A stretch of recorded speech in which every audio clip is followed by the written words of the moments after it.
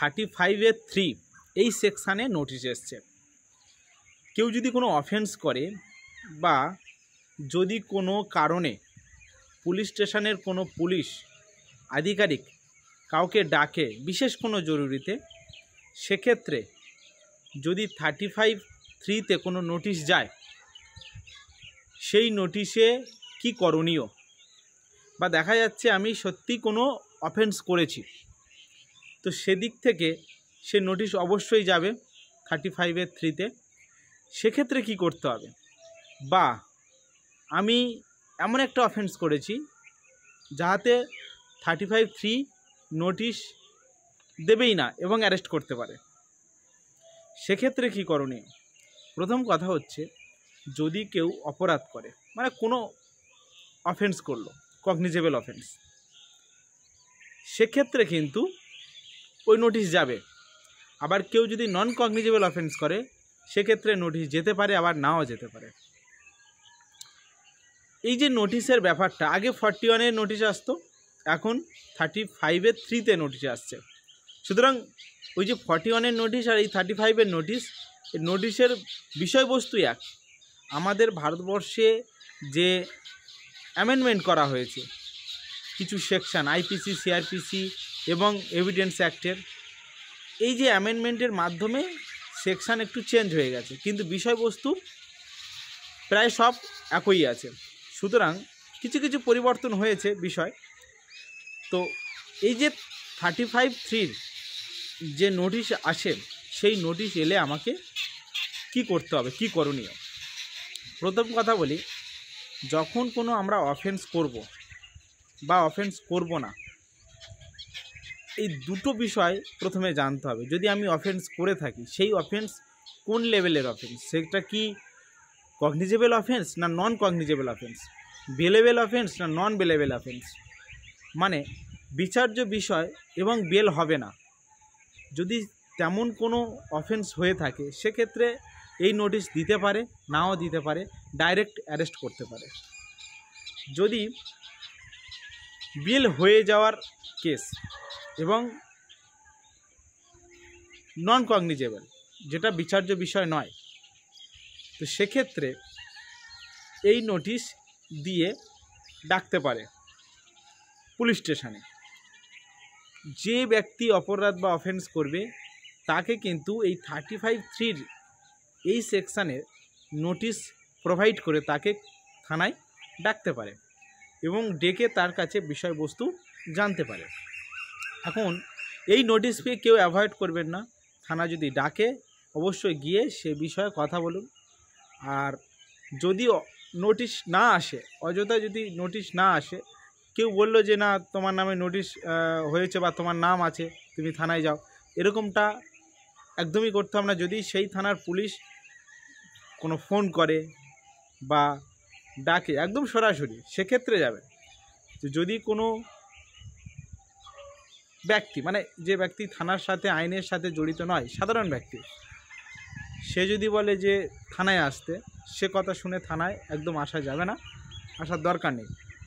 Notice যদি হয়, অবশ্যই নোটিশ নিয়ে থানাতে আসতে হবে। এইবার অনেকে তো নোটিশ পায়, পেয়ে বুঝতে পারে না এই নোটিশটা কিসের নোটিশ।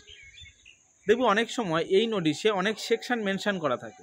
যখন সেকশন মেনশন করা থাকবে এবং সেই নোটিশে যদি নাম মেনশন করা থাকে, ঠিকানা মেনশন করা থাকে, তাহলে বুঝে নিতে হবে যে কেউ আমার বিরুদ্ধে কেস করেছে। এইবার যখন নাম, ঠিকানা, সেকশন মেনশন করা আছে এবং থানার থেকে নোটিশ এসে আমাকে ডাকছে, নির্দিষ্ট ডেট দিয়ে দিয়েছে যে এই ডেটে থানায় উপস্থিত হতে হবে, তো সেক্ষেত্রে থানায় অবশ্যই, অতি অবশ্যই উপস্থিত হতে হবে।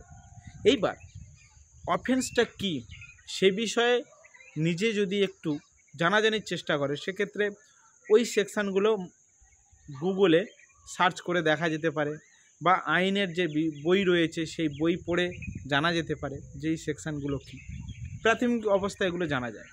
এবার যদি মনে করো যে আমি একটা কেস হয়েছে, মানে আমি একটা এক্সপার্ট লোককে মানে জানাতে চাই বা দেখাতে চাই, সেক্ষেত্রে আইনজীবী আছে, নিকটবর্তী যেসব অ্যাডভোকেট, উকিল আছে, আইনজীবী, সেই ভালো আইনজীবী বা অ্যাডভোকেটের কাছে গিয়ে নোটিশ নিয়ে দেখালে সেই আইনজীবী সেটা পরিষ্কার করে বলে দেবে যে কি হয়েছে না হয়েছে। এইবার যদি নিজে নিজে ওটা ঠিক করে নেওয়া যায় বা দেখে পড়ে জানা যায় তাহলে ভালো, আর না হলে অন্যথায় আইনজীবীর পরামর্শ নেওয়া উচিত।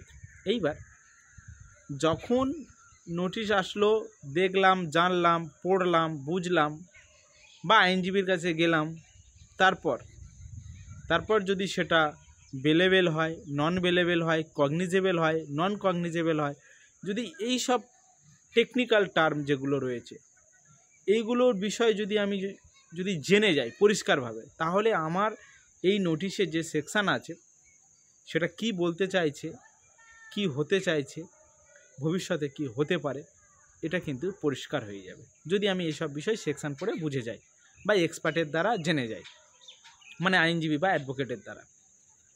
তারপর পরবর্তী কি পদক্ষেপ নিতে হবে, থানায় যেতে হবে, থানায় যাওয়ার পরে কোর্টে কিভাবে গিয়ে জামিন নিতে হবে, বা থানায় গেলে ব্যাপারটা যদি মিটে যায় সেটা ভালো, বা দেখা যাচ্ছে কোর্টে যেতে হবে না, এই যে সামগ্রিক বিষয় সেই সিচুয়েশান বলবে নোটিশ আসার পর, জানার পর সেকশান কি রয়েছে এবং ওই কেসের সাথে আমি কতটা ইনভলভমেন্ট রয়েছি, এই সমস্ত কিছু বিষয়ের উপর ডিপেন্ড করবে। তো যখন 35(3) কোনো নোটিশ আসবে, ভয় পাওয়ারও কোনো জায়গা নেই। সুতরাং ওই নোটিশটা ভালো করে পড়তে হবে, জানতে হবে যে আমার নামে এসছে কি, কোন কোন সেকশান আছে, নিজে যদি উদ্ধার করতে পারি খুব ভালো, আর তা না হলে যদি কোনো কেউ এক্সপার্ট, নিকটবর্তী আইনজীবী যারা আছে তাদের পরামর্শ নিয়ে এগোতে হবে।